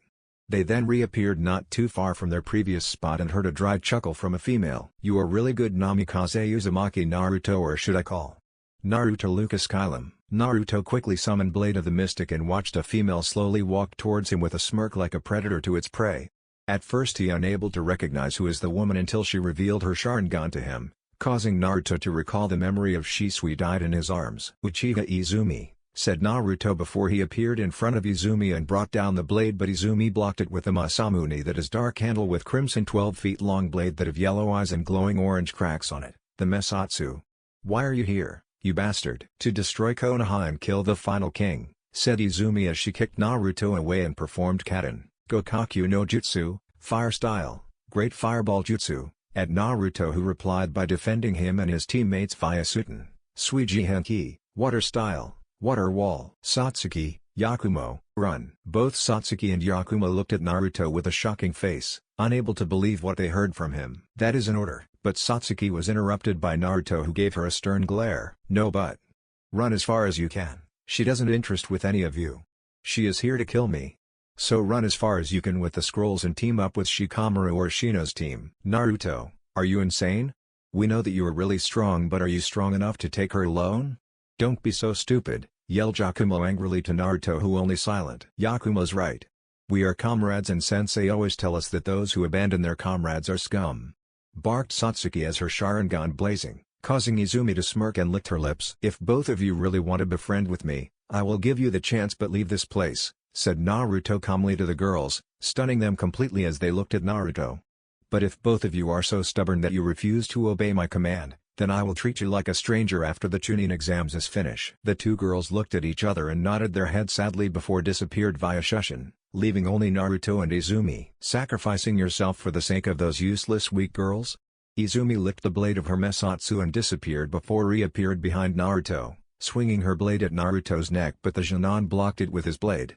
Not bad. Naruto jumped away from Izumi to create a distance and threw the blade of the mystic at Izumi, who avoided it by jumping to the air, only for Naruto to appear at the blade's position and summon Bow of the Clever. He then shot the arrow at Izumi, who deflected it and fired a burst of lightning from the tip of the blade, making Naruto summon Shield of the Just to block it and disappeared via Shushin. He reappeared not too far from Izumi and performed Katen, Gokaku no Jutsu, Fire Style, Great Fireball Jutsu, which Izumi did the same thing, their technique getting larger and larger until it was exploded, creating thick dark smoke that blinding their visions. "Not bad Naruto, you match me step for step," said Izumi to Naruto before she disappeared and reappeared behind Naruto. Her speed was so fast that Naruto immediately activated his Sharingan and ducked quickly before performed a low sweep kick that Izumi avoided by jumping. "He's really good. Fast and strong, perhaps he will accept my offer during the invasion." Deactivating Sharingan so that Izumi won't know about it, Naruto delivered a fast kick to Izumi's face, hitting her and stunning her for a few seconds before Naruto engulfed his arms in flames and delivered a powerful punch to Izumi's stomach, sending her flying away. But turns out it was a clone as the real Izumi appeared behind Naruto and kicked him in the chest. Before he could get up, Izumi sat down on Naruto's stomach and repeatedly punched him in the face until Naruto headbutted her and punched her in the face. Naruto shushed away from Izumi and reappeared not too far from her with angry smirk and ran towards him before jumped to the air and attempted to strike him in the face with her knee, but Naruto sidestepped and punched her. Izumi quickly recovered from the punch and grabbed Naruto's right fist before hit him in the stomach and face with her knee. She then slammed both of her fists to the back of Naruto's head. Then, Izumi summoned a spear from thin air and rammed it to Naruto's chest before kicked him away. Naruto quickly recovered from the attack, which surprised Izumi, who expected him not to fight her due to his injuries. He then delivered a roundhouse kick that Izumi avoided and a fast jab that she blocked before stabbed Izumi's right waist with a kunai, then her stomach before punched her in the face. Izumi then punched Naruto in the face twice and prepared to kick him, but Naruto summoned Katana of the Wise and slashed Izumi twice before ran two kunai into her chest, forcing the granddaughter of Uchiha Madara to jump away and pulled out the kunai. She hissed in pain and watched her injuries healed itself in few seconds, making Naruto clenched his fist tightly and shot fireballs at Izumi, who deflected it easily and reappeared behind Naruto. Summoning Hakai, Naruto raised his sword to block Izumi's Mesatsu Yokotatsu. Sunflower Thrust. Naruto delivered a single thrust attack with the point of the blade at Izumi, aiming her forehead, but she blocked it. Gecko, Kata Urzuki. Moonbows. Half, Broken Moon. Izumi's Masamune surrounded with sinister chakra as she swung it in a downward slash, resulting in a powerful six-fold slash crashing down on Naruto, who quickly shushin. Naruto then reappeared and saw several miniature craters before growled in pain as he looked at his left arm that have countless of deep and long cuts. That attack just now is Breath of the Moon style, isn't it? Asked Naruto to Izumi, who nodded her head as she tightened her grip onto the handle of her sword. Shit. My left arm is numb, which means her technique is poisonous. On top of that, her Breath of the Moon style is a bit different than Yoraichi-san's brother. Tokoyo Kagetsu, Muken. Perpetual Night, Lonely Moon, Incessant. Naruto immediately summoned Shield of the Just as Izumi released a wild storm of slashes in multiple directions. The attack was so powerful that it broke the shield and badly injured Naruto as well as devastated the entire area.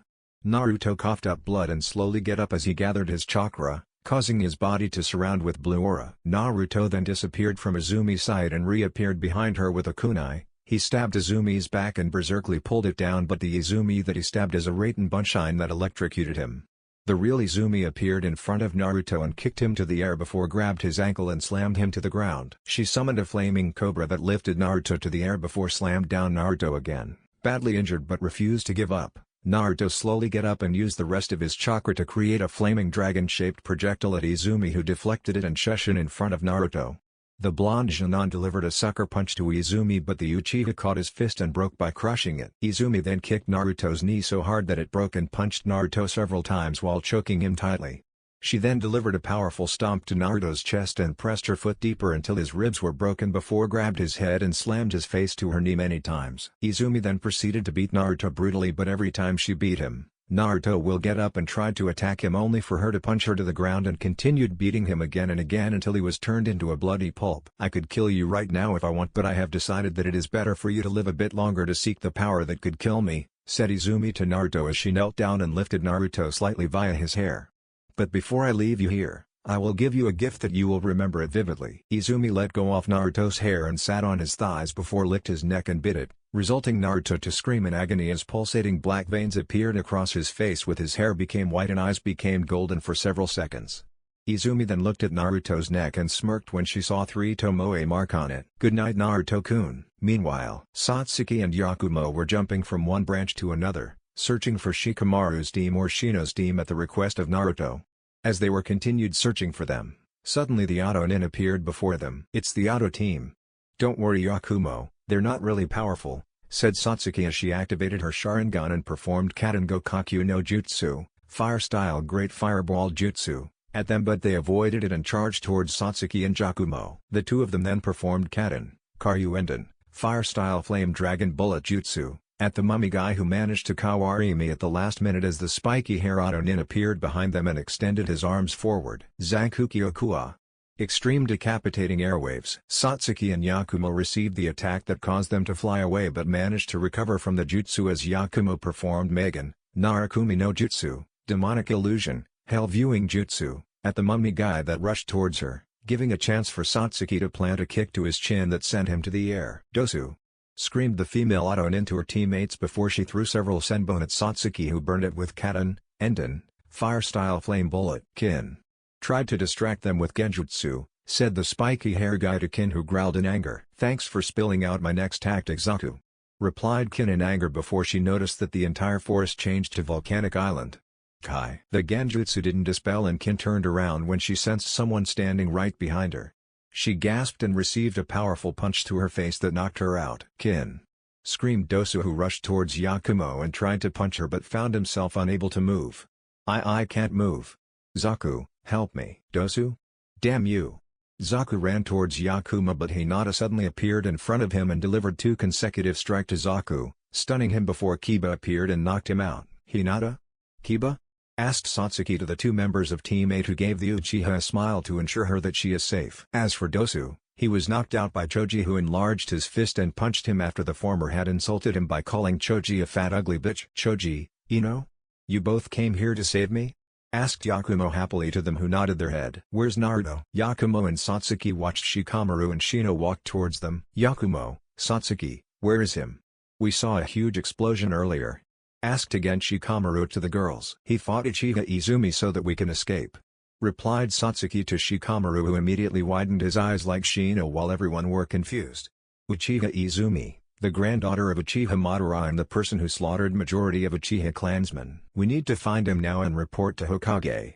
"Let's go," said Shino calmly to everyone, who agreed with what he said. Naruto's location. Kabuto had been ordered by Hiruko to kill Naruto and bring back his corpse to him, which he agreed, although felt a bit weird since Izumi told Hiruko that she sparred him because she wants him in the future. Nevertheless, he proceeded to Naruto's location with a kunai coated with deadly poison. When he arrived at the scene, he saw unconscious, badly beaten and half-naked Naruto. Analyzing his condition, Kabuto was surprised that Naruto is still alive despite his left lung is collapsed with several of his ribs punctured his lung and damaged internal organs. "Let's just get this over with," said Kabuto as he rammed the kunai to Naruto's forehead, but Naruto caught it at the last second and kicked Kabuto away. He got up slowly as he producing sinister, jagged and flame-like dark aura that made the nearby trees to decay rapidly. "Something's definitely wrong with him. He's producing a very dark chakra.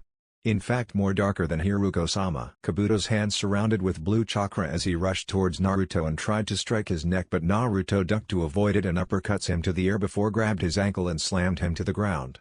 Naruto then berserkly stomping Kabuto's face and chest before lifted him to the air and slammed his back to his knee, shattering Kabuto's spine and caused him to paralyze. When Kabuto tried to scream in pain after his spine being shattered, Naruto slammed his face to the nearby dead tree. He then pinned Kabuto with a kunai and disappeared in a burst of flames before reappeared several feet away from Kabuto and summoned a pillar behind him. "Get over here." Naruto launched a flaming metal chain with a tipped kunai at the end into Kabuto's head and pulled out his head. Then, Naruto threw it against the pillar and impaled it with the kunai. Naruto smirked and touched the seal that was given to him by Izumi earlier. He then shushed away just in time as a squad of Anbu led by Itachi arrived at the scene. "Good night, Naruto-kun." Naruto woke up and found himself standing in the middle of wasteland. He looked around and tried to remember what happened to him. Izumi, the breath of the moon style, the gift that he will remember vividly. The gift. Naruto unconsciously touched his neck and gasped when he felt a surge of dark chakra coming from his neck. The same dark chakra that belongs to Uchiha Izumi. Suddenly, "Welcome, my young self." Naruto turned around and encountered an elder and muscular man with short white spiky hair, Unique pattern mangy echo Sharingan, 3 whiskers mark on each of his cheek and pale skin, paler than the moon itself. He wears black sleeveless armor with golden accent and golden dragon thin line design over black high-collared and form-fitting bodysuit, golden shin guard and dark boots. Yes, it is I. The one that appeared in your dream. The dream where I stood on top of one-eyed beast with 10 tails. Beside the white-haired woman that proud of me. Naruto clenched his fist tightly and took his fighting stance as he activated his mangy echo Sharingan, earning a laugh from the man in armor. You dare to challenge me? You dare to challenge yourself? Naruto didn't answer. Instead he dashed towards his future self and jumped to deliver a kick, but his future self blocked it and sent a jab to his chest, but the hit caused Naruto to burst into electricity and electrocuted his future self, but to no avail as his future self is a clone too. Where is he? Here. Turning around, Naruto received a powerful kick to his gut, then he was sent to the air by an uppercut. He quickly recovered and expelled a blazing fireball at his future self, but, fool. Extending his right arm forward, future Naruto made the fireball suspended in mid-air and destroyed it with a shockwave, shocking his younger self, who quickly landed on the ground and created 7 Kage Bunshine. It's futile to fight me. The 7 clones attacked future Naruto at every direction, but all of their punches and kicks were easily avoided by the man in armor before they all were destroyed via shockwave. Extending his right arm forward once again, future Naruto made his younger self pull towards him and choked the Genin, squeezing his neck tightly. Foolish boy. Do you know why there is no one can defeat me? It is because I was born to be a god. Amino Tajikara. Swapping the place with his future self, Naruto slammed future Naruto to the ground and raised his hand as he created a giant Rasengan. Chudama Rasengan. Slamming the ultra-gigantic Rasengan to his future self, Naruto infused more of his chakra into the jutsu, making it more larger and powerful until it exploded. When the dust were gone, the Chosen King quickly ducked to avoid a shuriken-shaped Rasengan and Shushin quickly to avoid a flaming dragon. How nostalgic. So that's how Kai used to be. What the? It is time for me to show you a bit of my true power. Senpo, Ranten Koga. Sage Art, Storm Style Light Fang. Naruto managed to dodge a sharp, thin stream of light from the mouth of future Naruto, but the jutsu left him a large deep cut on his right cheek. Then, Naruto sensed his future self behind him and quickly turned around, but received a powerful punch that broke several of his teeth. Senpo, Anatani Kari no Mao. Sage Art, Demon Style Wrath of Demon King. Naruto received a powerful kick to his chin that sent him to the air. Then, his future self appeared above him and slammed his right fist that coated with demonic chakra to Naruto's right cheek, sending him to the ground. As he slowly rose up, his future self grabbed his hair and yanked it upward. Naruto summoned Sword of the Father and Sword of the Wise to cut down future Naruto, but countless of chains burst out from the ground and wrapped Naruto's limbs and neck tightly. It is useless to fight me, let alone kill me. I am you and you are me. I am the greatest calamity and you will be the greatest calamity, said future Naruto to Naruto, who glaring hardly at him. You lying. Tobirama Gigi told me that I am the Chosen King. And you believe that, old fool? Did he tell you about how did your pathetic father survived from the Shinigami after using that sealing jutsu? Silence. Yoruichi took something precious from you. It is because of him, I learned the truth that I am the greatest calamity, the ruler of the world and the god among the gods. Still glaring hardly at future Naruto, Naruto asked, and what about the Chosen King? His question caused future Naruto to laugh. My young self, the Chosen King was just a fake hope for the weaklings. There is no Chosen King. Only the greatest calamity. I shall tell you the true prophecy that cost your childhood, but it is best for you to find it by yourself. I will not become the greatest calamity. That was meant for Uchiha Izumi. Future Naruto laughed and created a portal before gazed at Naruto. You are wrong. The greatest calamity, or should I said the greatest calamities, were meant for us. Naruto stunned to hear what future Naruto said and tried to say something, but he was kicked into the portal, leaving his future self to chuckle as his throne rose from the ground. We will meet soon, my young self, said future Naruto as he sat down on his throne. Naruto woke up and found himself inside a cave, laying near a burning firewood. He slowly rose up and looked around before touched his right cheek. No cut that he received from his fight with his future self. But was that a dream or real? Naruto couldn't tell it as he came out from the cave and saw a high cage level barrier that protecting him from the enemy. Did I do this? No, I didn't. I couldn't even do a high Jonin level barrier. But then, who did it? Thought Naruto as he sat on the ground and stared at the dark sky with stars. Maybe I was dreaming, but it felt real. Deciding to ignore what just happened, Naruto went back to the cave and laid on the ground, thinking about what his future self told him. Something precious. Soon, the sun rose and our main protagonist woke up from his slumber. Naruto came out from the cave and witnessed the barrier that protecting him disappeared into thin air. Time to search for them. Sensing the chakra of Satsuki and Yakumo, Naruto smirked when he not only detected them but also Team Shikamaru and Team Shino. But his smirk became frown when he detected 3 unknown presents.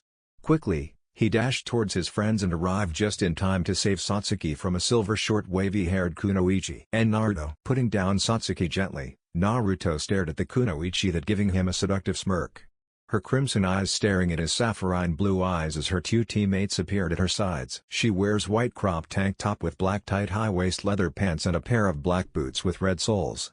In addition, she wears a star pendant necklace, a pair of dark gloves with metal plate on the back, a pair of black gauntlets with 3 silver blades attached to each of the gauntlets, a single pouch on her right hip clipped onto it via a belt and a tanto strapped to her back. Here I Ryujin from Hoshigakur. Naruto. Ryujin smiled and then gestured her teammates to introduce themselves to Naruto. Kusanagi Zangetsu. Zangetsu is a boy with shoulder-length spiky brown hair and black bangs and crimson eyes. He has a scar across his right eye, left cheek and jaw.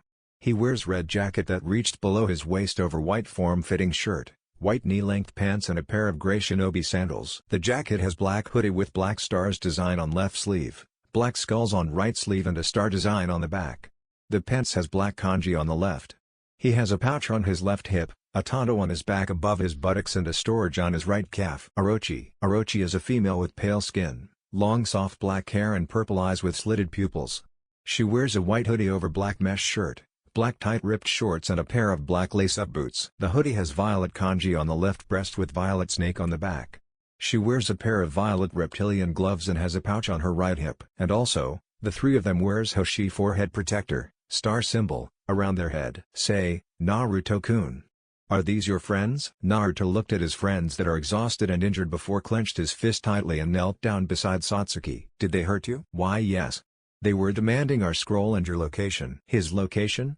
That's weird. I'm sorry. Satsuki looked at Naruto with a shocked face and watched him summon Hakai from thin air. She smiled when she heard he said, anyone who hurt my friends will die by my hands. Naruto charged towards the 3 Hoshi ninjas as Hakai engulfed in flames. Obito, are you alright? Obito looked at Kakashi and rubbed the back of his head sheepishly. Ah. It's nothing much. Maybe I just worry about Naruto, said Obito before he picked up the pieces of broken plate that he accidentally dropped it earlier. A waitress soon came to Obito and helped him clean the broken plate.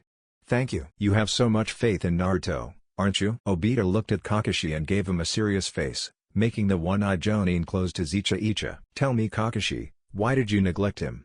Why did you favor men more than him? Kakashi looked down and sadly said, to be honest, I don't know why I neglect Naruto and favor men more than him.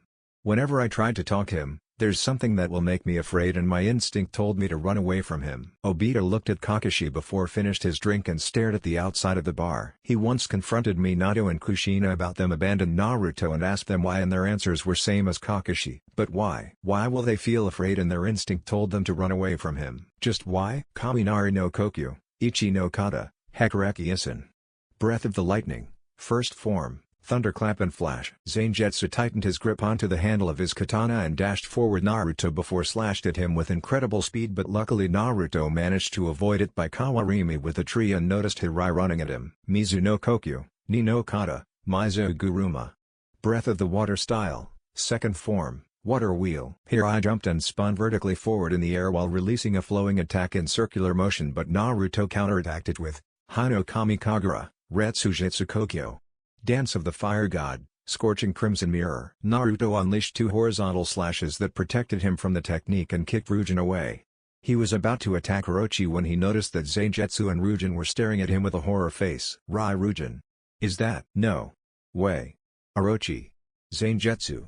Let's retreat. Naruto and his friends watched the 3 Hoshinin vanished into a burst of light, leaving everyone including himself to confuse about them. He made Hakai faded into thin air as Satsuki and Yakumo came to his sides. Naruto. Are you okay? Asked Satsuki to Naruto who gave her a sharp nod. Do you need help? Naruto shook his head at Yakumo and looked at the direction where the trio Hoshinin disappeared. Let's just go to the tower, said Naruto to his teammates as he walked towards Shikamaru. Shika, thanks a lot. Troublesome. Let's just get to the tower. I want to finish this test as soon as possible. Shikamaru and the others soon departed to the tower and once they arrived at the destination, They saw a message written on one of the pillars. "Without heaven." "Must be talking about our scrolls," said Choji to Shikamaru, who gave him a sharp nod. Naruto caught his team's heaven scroll that Yakumo threw and together opened it with Shikamaru and Shino, causing smoke to come out, in which made them took their fighting stance, in case something bad happens to them. But once the smoke were gone, turns out it was Iruka who was being summoned. He looked at his once students with a confused face before realized that they opened their heaven scroll. "Iruka-sensei? What are you doing it here?" asked Ino to the academy instructor, who gave her a smile. "I am here to congratulate to those who passed the second phase of the Chunin exam," replied Iruka happily to Ino. Does that mean?" "That's right, Hinata. Congratulations, you all have passed the second phase of the exam." "Yahoo! We passed the exam." Kiba cheered loudly, which made everyone agreed as they jumping around except for Naruto and Shikamaru, who gave each other a smirk. "One more step and I will be a Chunin." "I can't wait to go back home and eat," said Choji, who rubbed his belly, earning a laughter from Ino. "I am proud to see my students are one step left to become a Chunin. Remember, no matter where you are or what you do, always make your family and friends proud of you. Once again, congratulations." Suddenly, Naruto screamed in agony as the curse mark seal spread over his body, with blood ruptured from his body as well as black electrical shocks that made him lost his consciousness. The last thing that he saw was his friends rushing at him while screaming his name. "How is he, Tsunade?" Tsunade released a heavy sigh and looked at Minato and Kushina with a sad face.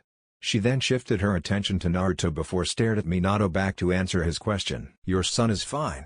Both Minato and Kushina smiled to hear that, but they noticed that Tsunade is frowning, making them look at each other before Kushina asked her what's wrong. "Tsunade? What's wrong?" He has the cursed seal of heaven." Kushina gasped while Minato widened his eyes, unable to believe that their son, the son that they abandoned for the sake of his siblings, has the cursed seal of heaven. How? How could he has the cursed mark?" asked a terrifying Kushina to Tsunade as she started to cry. Minato looked at Tsunade and could only said two words, "Uchiha Izumi." "Tsunade." The three of them turned around and saw Tobirama. Tsunade went to Tobirama's side and explained what happened. After hearing the story, the retired Kage was so mad that he tried his best to not leak his killer intent, fearing that it will affect his apprentice. "Damn it. Minato." "Yes, I know, Tobirama-sama. I already had a meeting about this and we agreed that we don't want to cancel the exam. On top of that, I felt something wrong," said Minato to Tobirama. "What do you mean, Minato-kun?" Minato looked at Kushina and said, "For the first time, Kumo and Iwa sent their best team to participate the exam. Even Ame, Kuza and Hoshi did the same thing. Taki however chose to not send any team for unknown reasons." Tobirama crossed his arms and said, "I received a letter from the son of an old friend of mine that one of the Suna kid might be a Jinchuriki." Minato clenched his fist tightly and said, "A war." For years, Suna suffered a series of budget cuts by Wind Daimyo, wearing the village and thus rerouting the mission to Konoha. "What are you going to do, Minato?" asked Tobirama to Minato, but he didn't receive any answer from the genius. Location: Konoha's graveyard. "It's been a while, isn't it, Uchiha Shisui?" Izumi looked at the tombstone of Shisui and smirked as she stomped it. She then said, "I have marked the boy and in a matter of time, he will be mine. His soul, his heart and his body will all be mine." Izumi paused and chuckled, "Because he and I are the greatest calamities." Time skip: 2 days later. Location: hospital. NGH. Naruto slowly opened his eyes and saw nothing but blur. He blinked his eyes several times and tried to get up, but someone pushed him back to the bed. "Rest." "Tobirama Gigi?" Naruto rubbed his eyes and saw the person that pushed him as Tobirama. The retired Kage gave him a smile and handed him over a cup of water, which he took and drank the water. "How long was I out?" "A week." Since most of the participants were exhausted and injured, Minato decided to push the preliminary match to the next week. Naruto raised his eyebrow. "Preliminary?" The amount of those who passed the survival test is bigger than Minato and instructor expected. So, in order to reduce the amount, Minato decided preliminary match will be the third phase of the Chunin exam. Naruto yawned, uninterested with what he heard. He rubbed his neck and widened his eyes. "The cursed seal of heaven. Izumi gave it to you, am I right?" Naruto nodded his head and looked away, unable to say anything as he felt angry, sad and afraid. Angry that he lost to Izumi, sad that he made Tobirama worry, and afraid that what his future self told him is true. "Naruto, look at me." Naruto snapped back to the reality and looked at Tobirama, who rubbed his chin. "I am worried, Naruto. I am really worried about you when I heard that Izumi marked you." "What, Jigi? There's nothing going to happen to me. Trust me." Tobirama looked at Naruto and widened his eyes when he saw his elder brother smiling at him. The elder Senju smirked and crossed his arms. If you say so. Chapter 11, The Future. Jigi. Jigi. Tobirama smiled at Naruto as he died peacefully in his arms with his body disintegrated, causing the ring of the Lucy to fall to the ground. He picked up the ring and clenched it tightly as Izumi chuckled. Poor you, Naruto. If only you agree to join me, you could prevent that old fool's death. Slowly, Naruto rose up as his hair became black with his mangy Echo Sharingan spinning furiously. He produced purple rainbow or as black liquid-like substance covering his bare arms and legs. You will pay for that, Naruto, don't. Ignoring Minato's warn, Naruto dashed towards Izumi who stood between Tsuchikage and Rikudō. The Ondaime Rikudō scoffed and swung his arm that coated with Raten chakra, but something strange happened. The next thing he knew was he's laying in a massive crater with Tsuchikage's face buried into the ground while Izumi was shocked as she looked at her stomach and saw Naruto's arm went through it. Die. Naruto immediately woke up from his sleep and shook his head. He looked at the clock on his desk and immediately got off the bed, grabbed his towel and went to the toilet to wash his face. It's been 3 days since he kept dreaming Tobirama dying in his arms.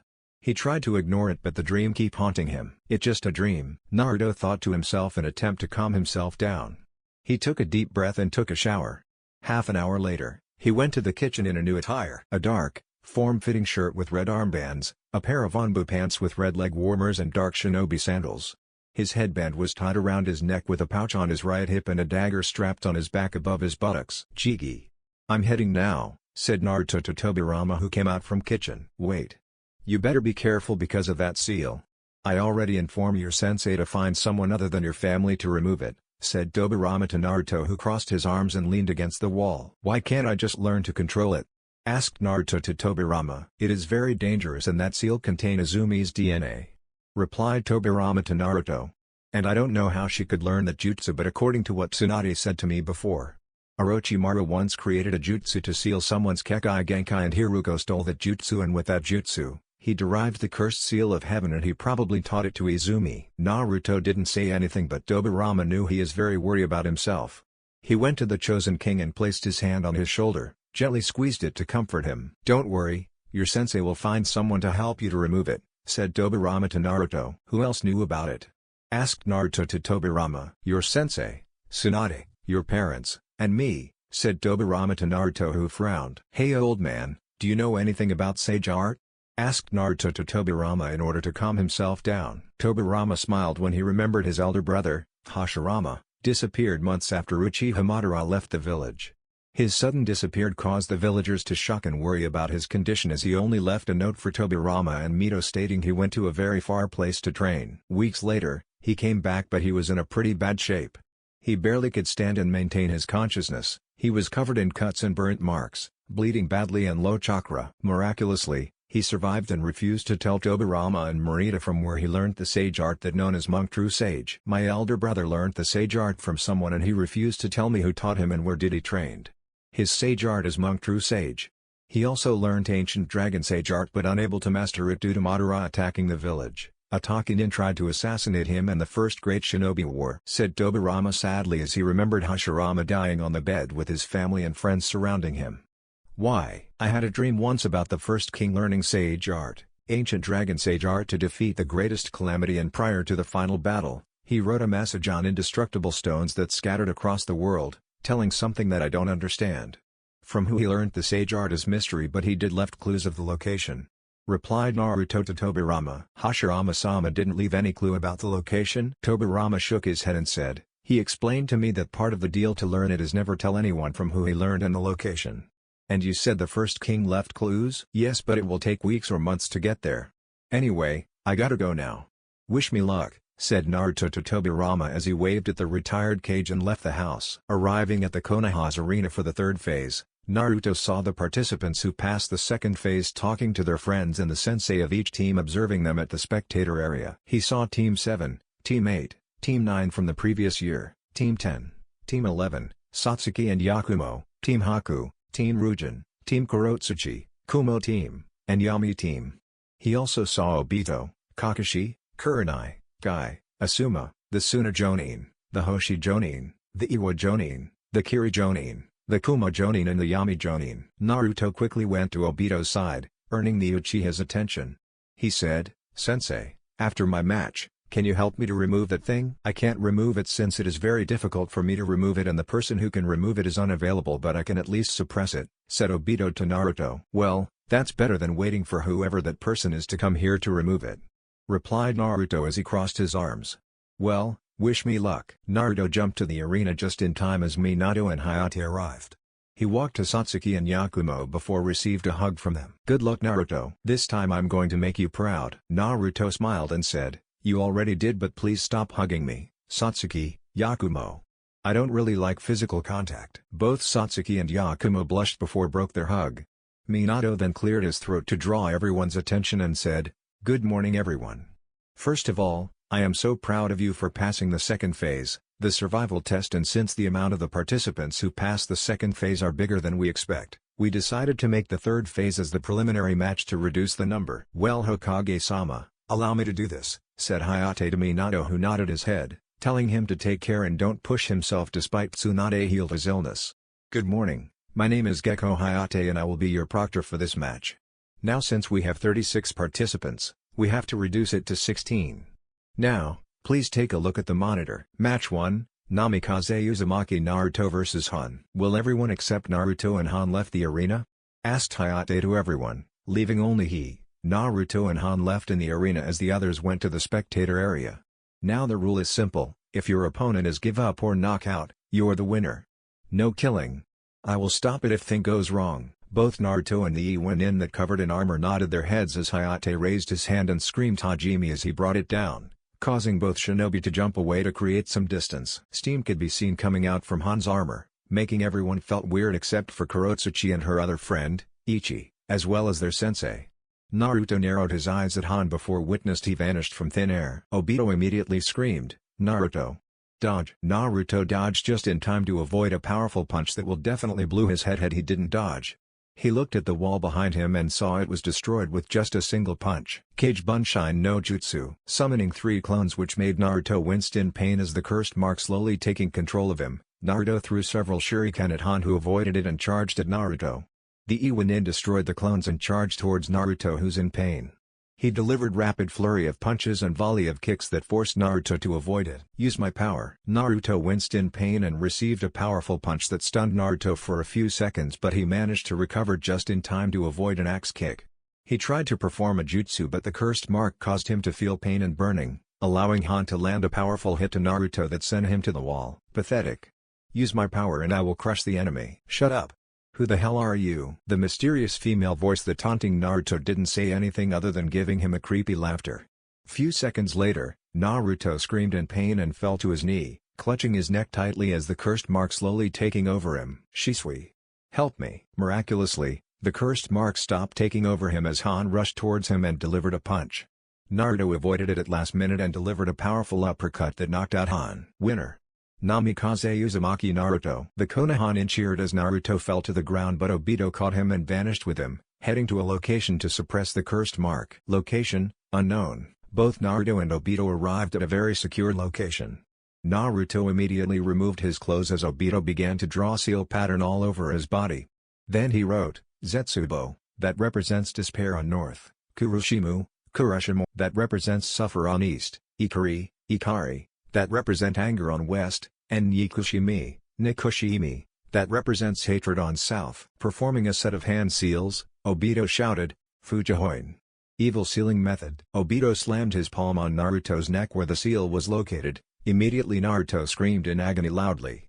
After 5 minutes, which seems to be an hour to Naruto, the process is done but caused Naruto to pass out. Suddenly, my.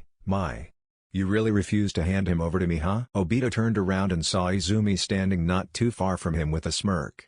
The Uchiha took a fighting stance as his Sharingan spinning furiously. You move and I will end your life, said Obito to Izumi. And my life? Like how you tried before on that night but fail? Mocked Izumi to Obito, who gritted his teeth. Just give that boy to me, Obito. I'll promise you I won't harm that boy. DCH. You better stay at there, Izumi, said Obito in anger tone to Izumi. Just because you can nullify my intangibility ability, that doesn't mean you can defeat me. I've become stronger since I left you. Oh really? But you still have that weakness, didn't you?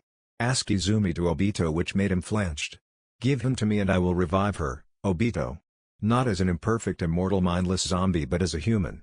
Flesh and blood. She's lying, Obito. Izumi turned around and saw the Yami Jonin who Naruto saw earlier at the arena, standing not too far from Izumi with a glare at the Uchiha. Mikaxzz. Location, Konoha's arena. Man, where did you think Obito-sensei go?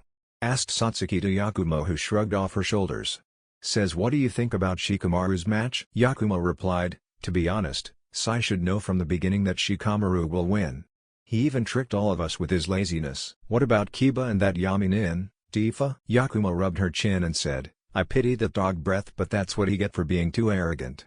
What about Shino against that Kumonin, Kuro? I am speechless. How Shino drain all Kuro's chakra. What about Ino and Sakura? Satsuki didn't say anything other than giving a sigh, which made Yakumi giggled. Everyone agreed that Ino's match against Sakura is the worst of all, since all they did were talking about their friendship, rival, chasing same crush, being bullied by boys, Sakura, and gathering flowers together. Ino, winner by knockout. Kagami Mirai. Both Satsuki and Yakumo gazing at the silver-haired Yaminin who had just beat Choji. They looked at each other and then saw the names on the monitor. Kirishima Hayami vs Amoi. Man, poor Choji. He was badly beaten by that girl, said Satsuki to Yakumo. I know, but I noticed that whenever she punched Choji, her fist became slightly dark gray. Replied Yakumo as both Kumonin and Yaminin fought against each other. Man, we have a lot of powerful enemies. I agree, but let's more worry about Naruto. Before Satsuki could finish her sentence, Yakumo interrupted her. You fell in love with him, isn't it? What? Yakumo narrowed her eyes at the blushing Uchiha princess who looked away. She leaned forward and said, you fell in love with him, didn't you? Tell me. Tell me. He's mine. Angrily, Satsuki pulled the collar of Yakumo's shirt and said, he's mine. Not yours. And so, the two girls were bickering about a certain guy while those who heard their argument were shaking their head and crying about youth becoming a true adult. The dark-haired Jonin with dark blue eyes smirked at Izumi, which made the female Uchiha scoffed and looked at Obito before gave a glance to the unconscious Naruto. Immediately, she rushed towards Obito, but Mikaxzz stood before her, blocking her from getting Naruto. Obito, bring Naruto to Nidaime-sama. Now. Obito nodded his head and carried the unconscious Naruto before thanked Mikaxzz and shushing away. The female Uchiha glared and activated her main Gyeko Sharingan. Mikaxzz smirked as his body surrounded by red silhouette of a man wearing armor with the head resembles of a Japanese rhinoceros beetle. Kabuto, Kurakuwa Puu.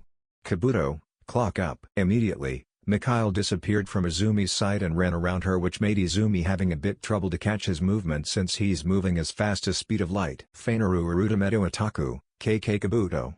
Final ultimate attack. KK Kabuto. Izumi turned around and saw Mikaxzz delivered a flying kick to her, which is so fast for her to dodge.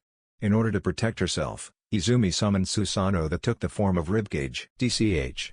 Susanoo. Not bad, said Izumi as she jumped away and deactivated her main Gyeko Sharingan. It is nice to have a spar against you, Mikaxzz. The next time we meet, I'll bring an old friend of you. Mikaxzz watched Izumi disappeared from his sight, leaving him alone to wonder about this old friend. He cursed Izumi and summoned a blurry rectangle portal before entered it. Location, outside of Tobirama's house. Arriving at the Nidaime's house, Mikaxzz knocked the door and was greeted by an old man with his trademark stoically face. Mikaxzz? Jigi, it's been a while. Tobirama smiled and gestured Mikaxzz to enter. He then went to the kitchen and came back with a cup of tea. I heard that Izumi tried to take Naruto again, said Tobirama to Mikaxzz, who nodded his head. Where is she now? She's gone. Where is Obito? Asked Mikaxzz to Tobirama before he saw Obito walk downstairs. You mind if I speak with Obito in private? Tobirama nodded his head at the child of his old friend before went to Naruto's room, leaving both Mikaxzz and Obito alone. So, he is the chosen king, huh? How did you know that? Asked Obito to the Yami Jonin who once fought him decades ago prior leaving Izumi. With my Aurora curtain, I could time travel and travel to any parallel worlds, remember? But enough for that, I am here to keep an eye on that boy, said Mikaxzz as he finished his tea. The last time you told me that, the person who you kept an eye was murdered by you, replied Obito with a serious face. Stay away from my student if you value our friendship. I'm keeping my eye on him because he is not what he meant to be in the future, replied Mikaxzz, which made Obito confused. He rose up from his seat and summoned her aura curtain that consumed them and transported them to the future, 20 years from now. Arriving at a hill that overlooking a massive temple, Mikaxzz then said, he wasn't meant to be the chosen king. There was no chosen king at the first place, it was a lie told by the royal kings to everyone. Obito then saw a beast with one eye and 10 tails were being chained between two mountains and behind the temple. Immediately, his eyes widened when he saw that creature. The Jubi? But how? Does this mean Izumi succeeded in capturing all Baijiu in the future? Yes. A great war happened in the future where a lot of people died, and those people including you, your another 2 students, his friends and his wife and daughter. His rage allowed Izumi to manipulate his heart to rule the world alongside her. Did he launch? Mikhail grimly nodded his head and said, yes. He launched the Mugen Tsukuyomi after wiping out half of humanity, and half of those who trapped by the Genjutsu was brainwashed to worship him and Izumi as gods. Then, Mikhail continued, ever since that happened, Naruto sat on the throne and spent his time on having a fantasy where everyone that he loves are alive and live happily with him. A cruel final fantasy. Location: Oma Naruto's throne. Future Naruto could be seen sitting on the throne with his head resting on his fist. A single tear fell from his right eye as he whispered in his normal voice, Mizuki. He then opened his eyes and noticed 2 figures that overlooking him from cliff, which made him rose up from his throne and teleported to their location. Shit. Mikhail quickly summoned the Aurora Curtain, but future Naruto destroyed it with a single punch as he radiating intense killer intent. Where do you think you're going? Obito stepped forward and said, Naruto. Obito-sensei. That's the end, guys. If you enjoyed, then make sure to leave a comment. This is Chaos Shinobi signing off.